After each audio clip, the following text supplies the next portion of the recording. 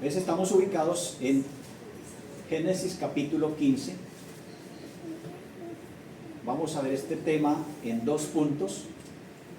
El primer punto, Dios afirma la promesa, del versículo 1 al 5. El segundo punto, la fe de Abraham a la promesa, versículos 6 hasta el 21, que es el final del capítulo. Y veremos unas aplicaciones para nuestras vidas. Vamos a entrar entonces en el estudio y vamos a iniciar leyéndolo versículo por versículo para que no leamos todo el capítulo de una vez, sino avanzando poco a poco. El versículo 1 dice: después de estas cosas vino la palabra de Jehová a Abraham en una visión, diciendo: no temas, Abraham, yo soy tu escudo y tu galardón será sobremanera grande. Entonces, al iniciar este capítulo, hay algo expresado que es especial, y es que el versículo dice: después de estas cosas. Y si recordamos en el capítulo anterior, estas cosas fueron que la victoria de Abraham sobre los reyes amorreos y el encuentro con Melquisedec. Entonces, después de esa situación que se vivió en el capítulo 14, todos esos hechos maravillosos, dice que después de estas cosas vino la palabra del Señor. Y entonces nos introducimos en una nueva revelación del Señor a Abraham, y la cual es diferente, difiere de las previas en forma y sustancia. Es algo muy especial este momento que vive Abraham con el Señor.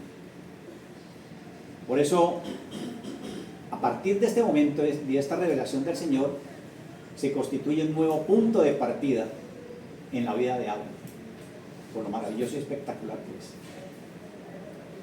Después dice: la palabra de Jehová vino a él, y vino en una visión. Es decir, no fue por un llamado interno, alguna sensación, ni por una manifestación de sí mismo, como cayendo sobre sus sentidos externos, como algo de emoción o algo raro. No, sino que, digamos, y tampoco fue, digamos, en un sueño nocturno, como a veces, digamos, en el capítulo 46 se muestra que de noche el Señor se manifestó también a Jacob. Pero en este caso es una revelación que está fuera de lo común, y es una comunión espiritual interna. Y como les decía, no fue una revelación nocturna, sino fue en el día, algo especial, a la luz del día. Por eso todos estos hechos manifiestan lo especial que es este pasaje tan extraordinario.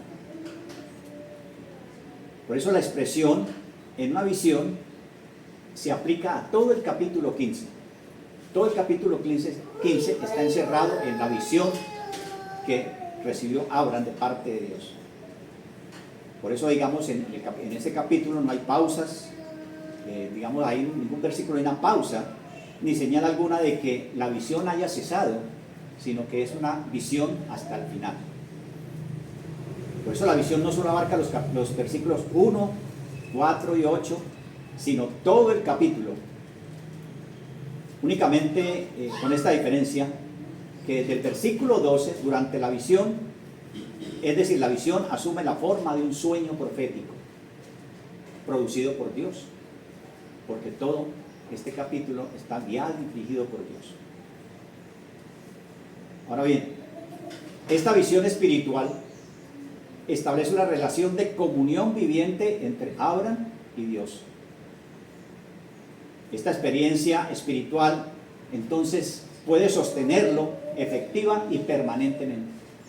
Es una visión que lo marca tremendamente y profundamente en tu espíritu. Cuando Dios le dice, no temas, Abraham, yo soy tu escudo, tu galardón será sobremanera grande, había una razón en que Dios le estaba garantizando seguridad, pues le había dado una muestra de su gracia anteriormente en la protección de su esposa en la tierra de Egipto. ¿Recuerdan ese pasaje tan extraordinario? Por eso fue que esta es una promesa práctica de la posibilidad de tener una posteridad. O sea, eso que hizo el Señor preservando a Sara en Egipto fue precisamente mirando que estaba preservándose ¿para qué? Para el momento en que ella iba a ser, junto con Abraham, la pareja donde iba a iniciar esa generación para la posteridad. También la separación de Lot y seguida por la conquista de los reyes del oriente, los amorreos, también fue una promesa de la posibilidad aún de poseer la tierra que ellos estaban ahí, en donde estaban, en el lugar que ocupaban. Entonces todas esas situaciones, todas esas providencias de Dios tenían un propósito maravilloso. Entonces todavía no había el prospecto de cómo se realizaría la promesa que él sería una gran nación y que poseería una innumerable posteridad. Entonces si Dios le habla, se manifiesta a Abraham y le dice que él será su galardón y que será grande su bendición y todas estas promesas maravillosas, entonces podría surgir en la mente de Abraham como una ansiedad, digamos, natural respecto al futuro. Pero para satisfacer esto, la palabra del Señor viene a él de una forma confortante, de una forma segura, y le expresa con seguridad: no temas, yo soy tu escudo.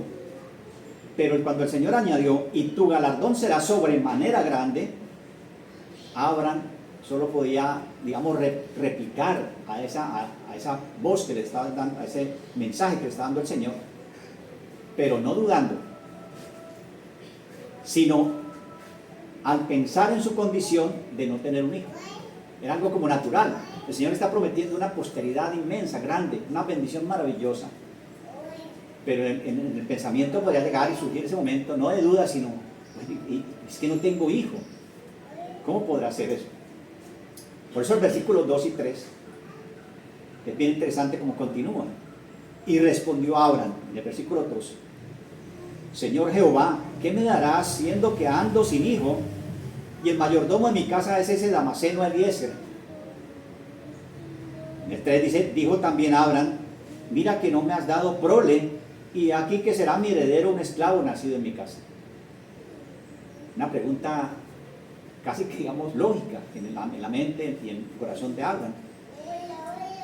Pero mire que ante la promesa de Dios es casi como si Abraham dijera: bueno, Señor, tú me has dado muchas cosas, me has dado una promesa maravillosa, y ahora me prometes más y protegerme más, pero ¿de qué me sirve si no tengo un heredero? Ese Damaseno Eliezer es mi siervo principal, es cierto, es mi mano derecha dentro de mi familia, donde yo estoy con mi familia. Es un buen hombre, pero no es mi hijo. Es una reflexión en el fondo sabia de parte de Abraham. En versículo 4 y el 5 entonces dice: luego vino a él la palabra de Jehová diciendo: no te heredará sino un hijo tuyo será el que te heredará.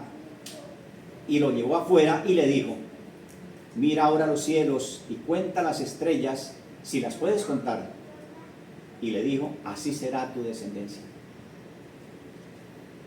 Entonces Dios le recuerda a Abraham la promesa escrita por primera vez en Génesis 12:2 y en el capítulo 13 del 15 al 16, que era ya él había hablado a Abraham. Entonces Abraham necesitaba que Dios le recordara esa promesa, y el Señor se la reafirma, y le reafirma diciéndole eso: un hijo tuyo será el que te heredará. Y aquí tenemos que hacer una breve reflexión. Pensemos esto.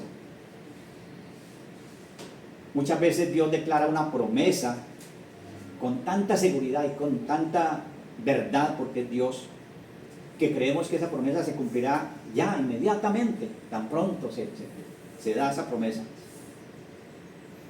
Pero en el caso de Abraham, tuvo que pasar 15 años. Cuando recibió esta promesa, faltaban todavía 15 años para que el cumplimiento de esa promesa fuera visible, que la pudiera ver. Por eso es interesante que en la carta a los Hebreos dice este versículo: pero deseamos que cada uno de vosotros muestre la misma solicitud hasta el fin, para plena certeza de la esperanza, a fin de que no os hagáis perezosos, sino imitadores de aquellos que por la fe y la paciencia heredan las promesas. Hebreos 6, 11 a 12. Esa es una reafirmación de que Dios promete, pero tenemos que esperar en el tiempo del Señor para que cumpla esa promesa. Por eso vamos al segundo punto: la fe de Abraham a la promesa. En el versículo 6 dice la palabra del Señor: y creyó a Jehová y le fue contada por justicia. Este versículo es lo más extraordinario. En sí, digamos, este pasaje es el fundamento de nuestra fe, de nuestra seguridad. Y específicamente este versículo, que es tan maravilloso y extraordinario, que aún hoy en día podemos, digamos, apropiarnos de él, disfrutarlo de él, porque es lo maravilloso de la gracia del Señor. El Señor, en su gracia, da lo que no merecemos. En el caso de Abraham, pues también fue así. Por eso, cuando Abraham puso su confianza en Dios, y específicamente en la promesa de Dios para él, y en la palabra dada por el Todopoderoso, creyó que tendría descendencia. Él lo creyó. Y lo más maravilloso es que lo sabemos ahora, que el plan perfecto de Dios, de ese descendiente prometido a Abraham, vendría el Mesías, nuestro Señor Jesucristo, nuestro Señor y Salvador. Lo más maravilloso. Al creerle a Dios a Abraham, se convertiría entonces en ¿qué? Padre de todos los que creen. Romanos capítulo 4 versículo 11 dice: sabed por tanto que los que son de fe, estos son hijos de Abraham. A partir de ese momento, por la fe de Abraham, toda la descendencia que puso su confianza en Dios, que Dios se apartó para él, para que recibieran esa promesa maravillosa, nos hace entonces ser hijos de Abraham por la fe, padre de la fe. Y por consecuencia entonces, si él es nuestro padre en la fe, todos los que creemos somos hijos de Abraham. Gálatas 3:7 dice: sabed por tanto que los que son de fe, estos son hijos de Abraham.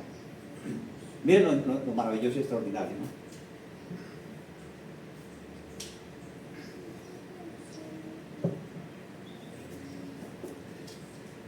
Entonces Dios contó a Abraham esta confianza que Abraham puso en él, y la contó por justicia.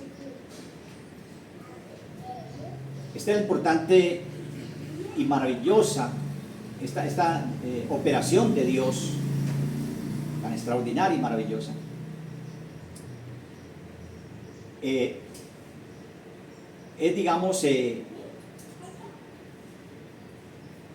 fue una de las, digamos, de las expresiones más claras de la palabra de Dios, de la verdad de la salvación. Y por gracia. La salvación que es por gracia, que es lo que tenemos seguridad de que es así. Por medio de la fe, esta es la primera vez que la palabra creyó se usa en la Biblia. Y es la primera vez que la palabra justicia se usa en la palabra de Dios. Es decir, si están ahí estas dos palabras, este es el Evangelio y viene desde el Antiguo Testamento. Ahora bien, la palabra de Dios habla así de la fe de Abraham. Dice Romanos 4, 19 al 25, hablando de la fe de Abraham, y no se debilitó en la fe al considerar su cuerpo que estaba ya como muerto, siendo casi de 100 años, o la esterilidad de la matriz de Sara. Tampoco dudó por incredulidad de la promesa de Dios, sino que se fortaleció en fe, dando gloria a Dios, plenamente convencido de que era también poderoso para hacer todo lo que había prometido, por lo cual también su fe le fue contada por justicia. Y no solamente con respecto a él se escribió que le fue contada, sino también con respecto a nosotros, a quienes ha de ser contada, esto es, a los que creemos que él levantó de los muertos a Jesús, Señor nuestro, el cual fue entregado por nuestras transgresiones y resucitado para nuestras justificaciones. Extraordinario.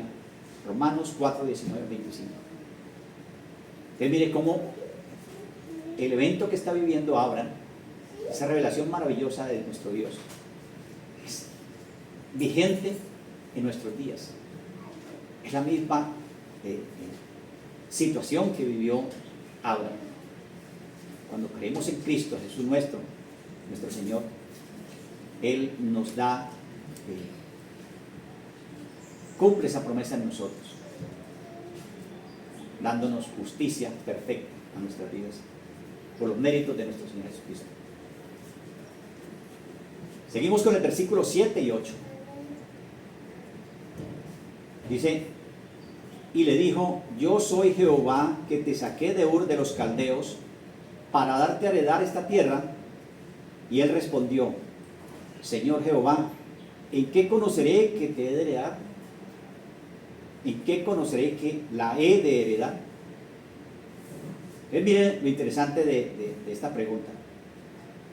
La afirmación de Dios y la pregunta que hace Abraham no es de duda.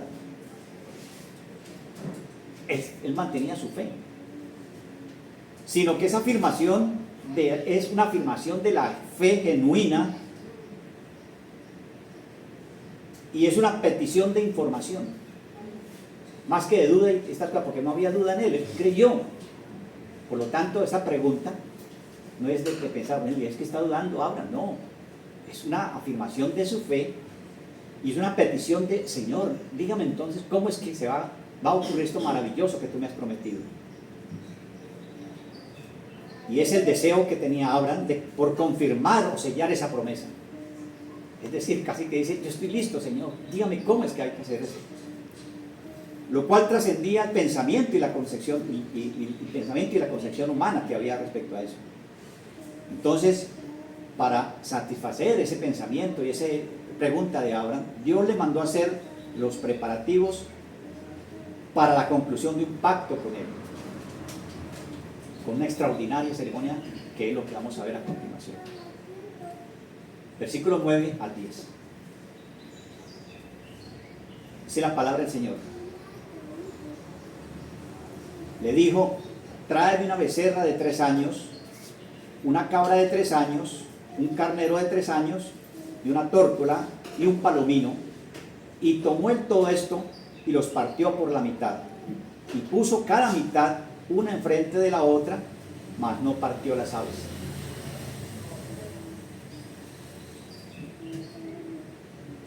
Ahora vamos a ver el significado respecto a todas estas cosas. Por ejemplo, los animales escogidos, del mismo modo que fue hecho de que las palomas no fueran dejadas completas, se correspondía exactamente al ritual del sacrificio. No obstante, la transacción en sí no era un sacrificio real, ya que no hubo rociamiento de sangre ni ofrenda sobre el altar, que era la oración. Y tampoco se dice que las partes hayan sido quemadas, El procedimiento correspondía más bien a una costumbre prevaleciente en muchas naciones antiguas de sacrificar animales cuando se concluía un pacto.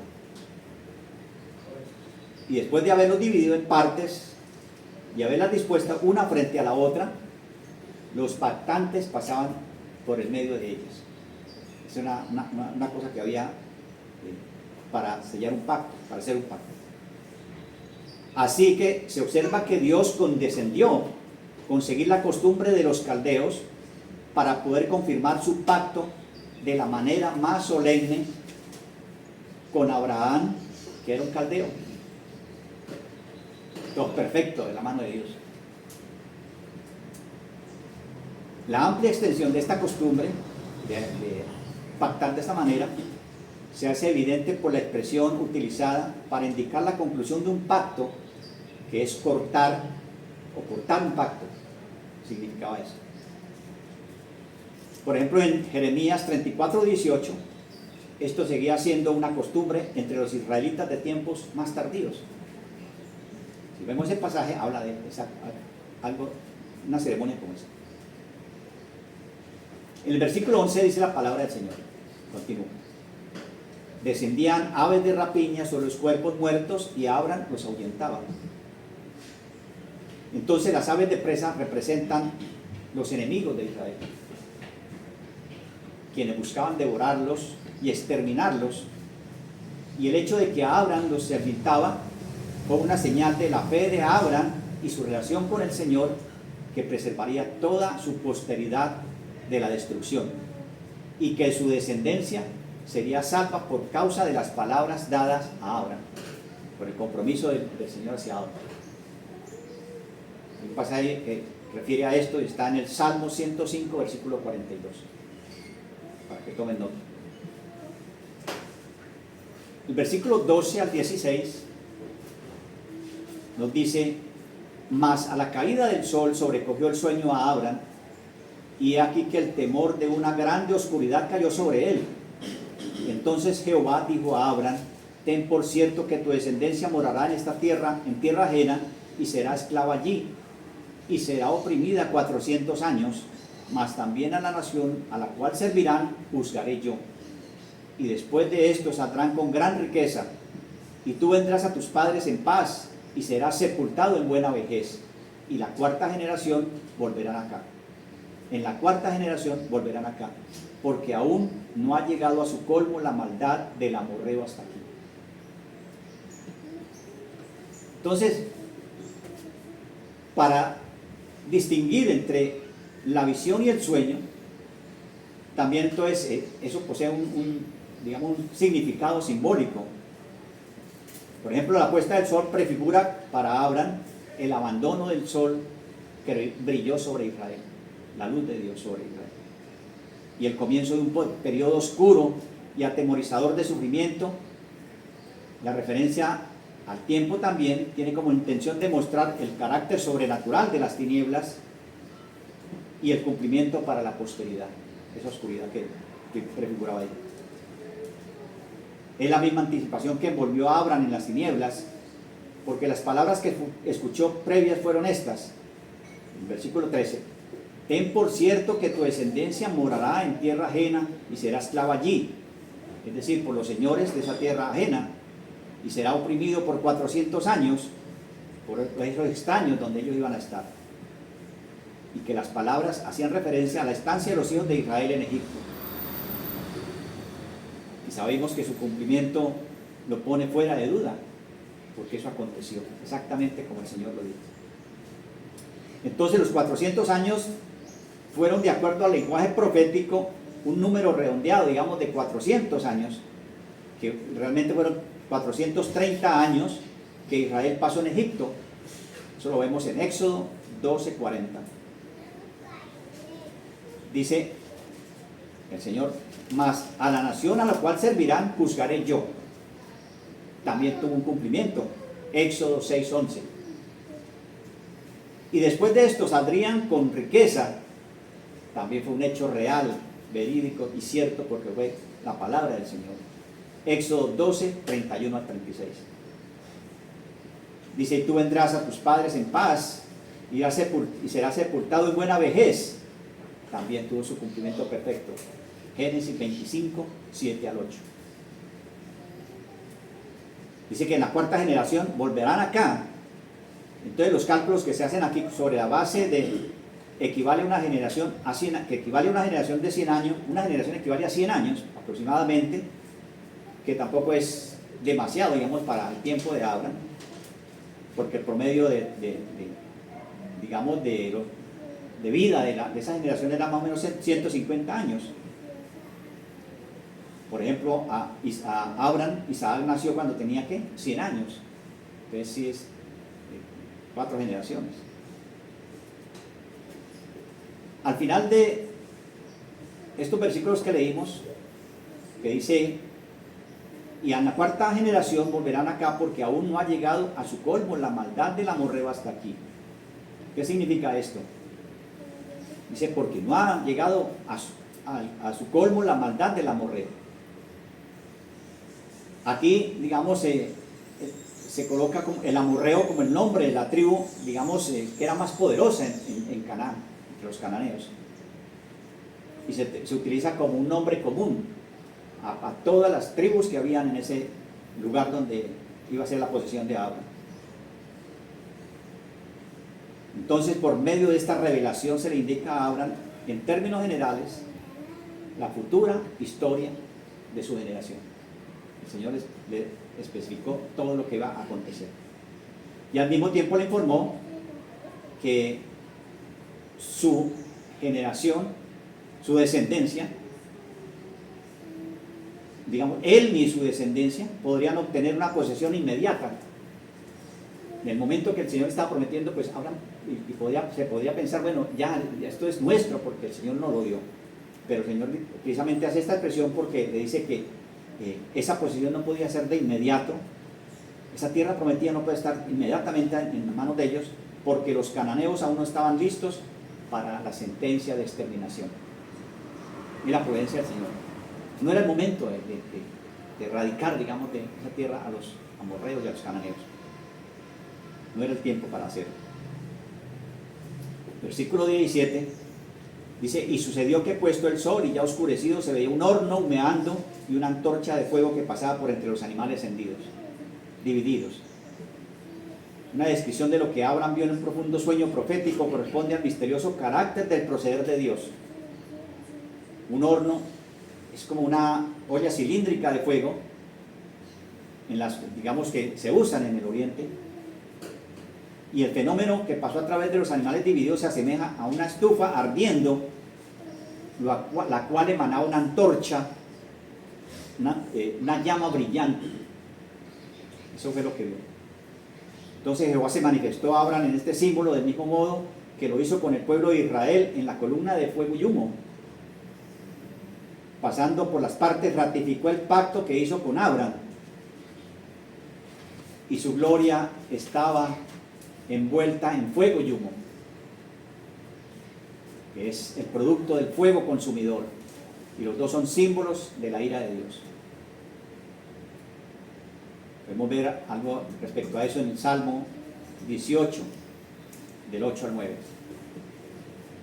Y es un fuego que no se consume del todo. Éxodo 3:2, como la zarza, como el fuego y la zarza. Es Dios, la presencia de Dios. En este símbolo el Señor pasó por entre las partes. ¿Y qué significaba? Completamente algo diferente. Pues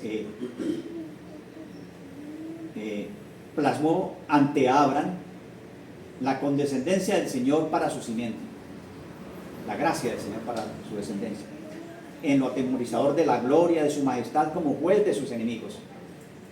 Pasó por medio de las partes de los animales que estaban ahí. De aquí que las piezas no hayan sido consumidas por el fuego, porque el convenio hacía referencia no al sacrificio que Dios aceptó, en el cual el alma del que ofrecía debía ascender hacia Dios en humo, sino un pacto en el que Dios descendía al hombre, porque venía de él. En el versículo 18 al 21 dice, en aquel día hizo Jehová pacto con Abraham, diciendo: a tu descendencia daré esta tierra, desde el río de Egipto hasta el río grande, el río Éufrates, la tierra de los eneos, los ceneseos, los camoneos, los heteos, los fereceos, los refaitas, los amorreos, los cananeos, los gergeseos y los jebuseos. Con estas palabras que el Señor le dice a Abraham, lo que está escrito ahí en la palabra, que dice que aquel día hizo Jehová un pacto con Abraham. Dios, de cierto modo representado por un horno humeando, una antorcha de fuego que pasó entre las partes de los animales, solo mientras Abraham miraba. Prácticamente era un espectador. Dios así mostró que este pacto era un pacto unilateral, porque normalmente cuando se hace un pacto, las dos personas que pactaban tenían que pasar las dos por medio de las animales que estaban ahí. En este caso no fue así, porque tenía que solamente, ese pacto era dado por Dios, y el único que pactaba era Dios, y fue el único que pasó por medio de estos animales que había puesto a Abraham. Es decir, ese pacto unilateral, digamos, Abraham no lo firmó, porque Dios fue el que lo firmó, y Dios firmó por los dos. Así que ante la seguridad del pacto que Dios hizo con Abraham, no está basado en lo que Abraham fuera o hiciera, sino estaba basado única y exclusivamente en Dios. ¿Ves lo maravilloso que es? Pacto dado por Dios. El hombre, Abraham, no merecía, no tenía absolutamente nada que hacer ahí, y lo recibió todo por la voluntad del poderoso, del todopoderoso nuestro Dios. Entonces, consecuentemente, Jehová contó como justicia la fe de Abraham, haciendo un pacto con él e introduciéndole en la comunión pactada consigo mismo, donde Abraham podía estar firme, confiar, creer, y que expresa se expresa como en ese estado de mente que está seguro de su objetivo y que se apoya firmemente en Dios, y como conducta notable hacia Dios, como una entrega voluntaria, firme, interna, a un ser personal que es Dios, especialmente a ese Dios maravilloso y extraordinario. Algunas veces cuando digamos, esta fe se construye o se dice con creer al Señor, creer en el Señor, es decir, confiar en Él, como ha sido interpretado de una forma más correcta y más apropiada por el apóstol Pablo en Romanos 4:5, cuando dice: mas al que no obra, sino cree en aquel que justifica al impío, su fe le es contada por justicia. Por tanto, entonces, la fe no es meramente asentida, sino también es fiduciaria, es decir, plena garantía del cumplimiento por parte de Dios en su palabra. Es decir, confianza incondicional en el Señor y su palabra. Incluso cuando el curso natural de los eventos no provea bases para esperanza o expectación. Abraham manifestó esta fe, como la ha demostrado el apóstol Pablo en Romanos 4. Y dice: Dios le contó esta fe como justicia por la conclusión de un pacto con él, o un estado que corresponde al propósito divino para la experiencia del hombre. Esto fue el primer estado en que el hombre fue creado. Eso es lo que expresa Romanos 4, no es lo que estoy aquí expresando, sino que el apóstol Pablo en Romanos 4 lo expresa. Entonces, cuando Dios cumple ese pacto de la fe, digamos, el propósito divino, digamos, era que el hombre estuviera en justicia, porque, digamos, desde el comienzo, cuando fue creado, el hombre fue creado en ese estado, pero desafortunadamente, ¿qué sucedió? Se perdió por el pecado, y por esa causa se opuso a la voluntad de Dios y a su propio destino que divinamente le había sido indicado. Por causa del pecado salió de ese estado justo que vivía. ¿Y quién podría restaurar eso? Solamente Dios, porque el hombre no tenía la capacidad para hacerlo. Entonces, cuando la raza humana hubo corrompido su camino universalmente, solo Noé fue hallado justo ante Dios. Génesis 7:1. Dice que porque era perfecto y caminó con Dios. En Génesis 6:9 dice que Abraham adquirió esta justicia ante Dios por su confianza incondicional en Él, su indudable fe en su promesa y su voluntad obedeciendo a la palabra. Entonces este estado de Abraham, expresado con las palabras, le fue contado por justicia, de modo que Dios lo trató como un hombre justo y formó tal relación con él que adquirió inmediatamente una relación viva con Dios. Este pacto entonces se entrelaza en la promesa que Dios daría la tierra a la descendencia de Abraham, desde el río de Egipto hasta al gran río Éufrates, mostrando así los límites de la heredad. Vemos lo extraordinario y maravilloso que es este pasaje